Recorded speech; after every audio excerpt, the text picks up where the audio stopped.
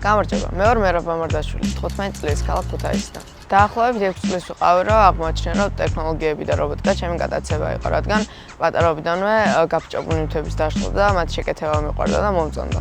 რობოტიკით პირველად როდესაც დავინტერესდი, შევქმნი პროტოტიპი, რომელიც იყო შუქნიშნის ასლი და გამოვიყენე ის პულტიან მანქანის შუქნიშნისთვის.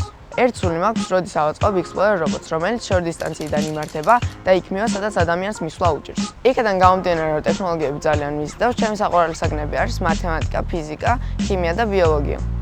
ერთ სული მაქვს, როდის განვითარდება ჩემი YouTube არხი და გავუზიარებ ჩემ გამოცდილებას დამწყებებს, რათა დავეხმარო მათ პირველ ნაბიჯების გადადგმაში.